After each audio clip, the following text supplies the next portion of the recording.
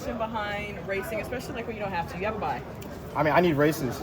Everybody knows I started the season late due to injury, so I just need as many races as possible. After the 100 in London, me and my coach were like, I mean, we might as well. You know, it's a free race. It's good competition. You might as well take it. And how's your body feeling? How's your health? It's kind of been up and down this week. Kind of just dealing with like some unexpected things. I don't know if it was due to traveling or whatever, but just some stuff popping up for a lot. And but now it's like getting back into form. My warm-ups are going great. Practices have been great. I just need more races. I got to get the engine firing and get that urgency into my body. How did you feel about the race today? The race today, and my first 5 meters wasn't exactly what I wanted it to be. But that's just, again, my second 100 of the year. I can't really be mad at that. I felt like I had a really good dry phase. I felt like I got on top of myself extremely well. So I'm going to take those as wins. And we're just going to go back to Coach B and say, hey, this is just what we got to fix. Were you running it like a prelim? Or were you running that like a final? No, I was running that like a final. I don't see any reason to come out here right now. I mean, I'm only going to have 1 round in the 100, 2 rounds in the 200. I'm in plenty shape, you know, in terms of endurance-wise and rest and recovery. So there's no reason to really back off in my head. So you're not going to run the 200 final?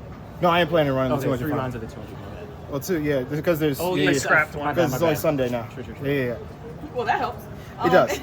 In terms of, I'm really interested to hear, like, we got collegiates out here, we have high schoolers out here. That was once you, a high schooler racing against all these pros. What's some advice you have for some of the younger guys out here? I mean, do they even need my advice? They doing their own thing. They winning, they taking names. They're in their own bags, you know. To be honest, just keep doing with them. Don't put any pressure on yourself. You know, give your time to develop and just keep having fun. I mean, you said that they don't need your advice, but it is difficult out here as they're running 9.8s. Yeah, like you said, racing against people that they look up to. So I mean, to not get so caught up in the mix, what do you say to them? I mean, there's of course always like these quick quotes that you could like give them, but at the same time, if you don't diagnose it or like break it down, it's kind of just random chatter that an old head gave you. You'd be like, oh yeah, keep your head down. Like at the end of the day, what does that really mean? Like they could interpret that anyway. So yeah, I could, you know, give little sayings, but I feel like it's more detrimental to try and just give a quick quote and then have them try to break it down in their mind, be like, what the heck did that mean? Rather than if, you know, we end up talking and we have a good conversation, then, you know, that's where I could really give some knowledge. No, this time last year you were in Paris, you're getting ready to do Yeah. your thing.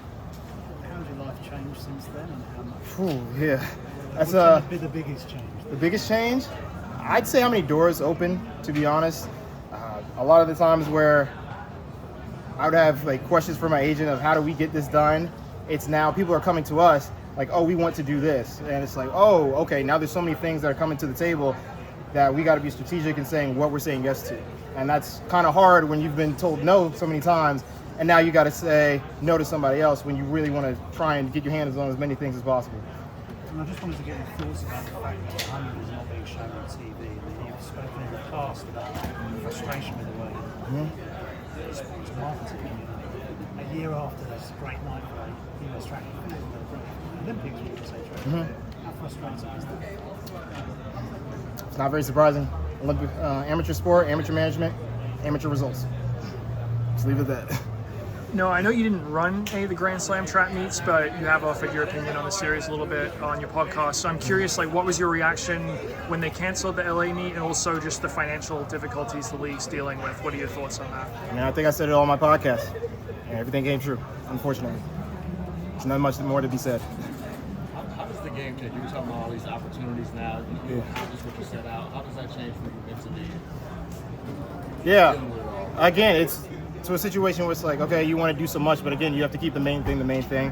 So saying like I got offered to go to the Esports World Championship. They were gonna fly me out and pay for me to be there. I'm like, I would have came for free, you know. And you know, you go out to the crowd, wait in the crowd. You know, they're having a League of Legends championship there as well. And I'm like, dang, you know, I really want to go. But at the same time, it's literally in the middle of this meet and Poland Diamond League. I was like, well, I need to go to Poland Diamond League. I don't need to go to the Esports World Championship because that's not going to feed the end goal, which is winning more world championships, which is the reason that everybody wants to invite me to anywhere. Is that a tough lesson to learn? Did you try to do it all at any point? I wouldn't say that I tried to do it all. I would say that I was starting to eat more than I necessarily needed to, but quickly, you know, rebranded, reassessed, and said, hey, this is too much. How long did it take for you to get the Monaco Diamond League, right? You got your production company sponsored in terms of that race. How long was that of a process of that specific thing happening? The bibs specifically? Yeah, the bibs. That wasn't, well, that was ever since, I mean, they offered to have me. I mean, we had kind of like made an agreement that I would come back because unfortunately I wasn't able to make it last year and I wanted to. So I was like, hey, I'll make it this year. And it was a situation where, going back and forth, it was like, okay, we couldn't really have as much financial as they wanted to. So it was like, okay, well, let's make a deal, Let's give me capital over what more I can do. And that's, in the position I'm in, I'm very financially blessed to be able to say, hey, I can pick and choose the track meets I want to go to. So if, you can't reach my bottom line, let's find a new way to do a deal. And that's where we came up with the idea of, hey, I got a new production company. I need to prove the power of it. And when we came off of it the next day, they were saying, hey, we're in France, and 500 plus people alone in France saw that moment in time, that 200. So that means that everybody saw the bib, everybody saw it around the track, and that only proves to going back to companies saying, hey, you want to get with us, this is the power that we have, this is the outreach that we have. And again, that's when we can go back and say, hey, you want to be a partner with me, we'll get you in the track and field. And now we're bringing more eyeballs to the sport. Not only that, we're bringing more deals. Again, it's all, a well-rounded way to just put more power behind what we're doing. You've seen star athletes enough to know some people make it and they lose their edge. How do you keep yours? Reinventing, constantly reinventing myself. Instead of being like, okay, yeah, I did this, it's like, all right, what's going to be the next thing that I'm going to do? In like 2022, it's like, all right, we're going after the, double champion. Like, this will be double 200-meter champion. I was having a great year. I knew I was going to run fast, really putting that emphasis on it. And then going into 2023, all right, I've done as much as I can really in the 200, it's time to bring in the 100. Reinventing myself on that side. Then it's like, okay, well, now I need the Olympic gold, reinventing myself there. Now we're in 2025, it's like, okay, what's the next thing? Well, nobody's been able to go world champion, Olympics world championship win in the 100. Let's be the first. And I don't think anybody's done the quadruple in the 200, so let's be the first. So again, it's like reinventing, constantly find that next motivation. And sometimes it's very hard, but that's when you got to take a second, reevaluate, get calm, get quiet, and then find yourself and know what direction you're going to head in. Was it hard for you to find that motivation this year? And how do you feel like your motivation is at right now? Definitely hard this year. It was pretty hard. At first it was constantly, again, when I was saying, biting off more than you chew, a lot of on the table. And we just taking chunks. It's like, okay, what am I really doing this for? What is this motivating? All these opportunities, but what direction are we actually heading in? There's just so many avenues that we were going in. It's like, we got to choose one instead of just saying, it's here, let's take it. And then reassessing, okay, this is why I'm doing it. This is what, I want. And then being okay, again, with myself. And, there's also, I kind of like broke away from social media completely and just being completely alone. So it was funny when after the 200 meters in Monaco, everybody's texting me like, oh, great job. You showed them. I'm like, who is them? Again, re-finding myself to be able to have that motivation, reinvent myself so I can come to the season, clear head, clear motivation, knowing what I want to do and knowing how I want to behave. When did you find that? At the end of June. Okay. It was a long process.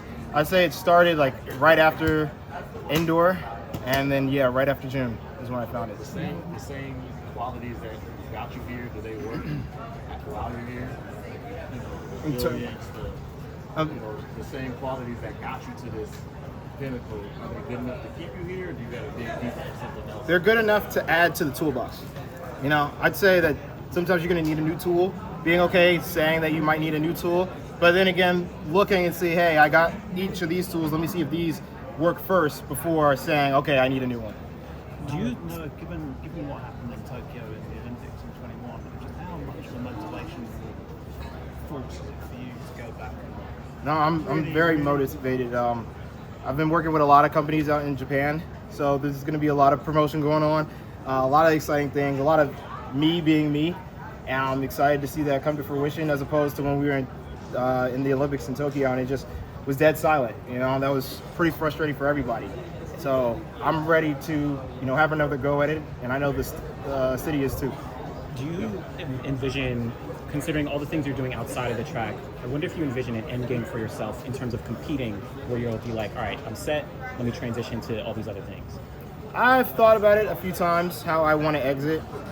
I prefer to exit on top, not staying too long, but that's something I feel like I've already set myself up for after.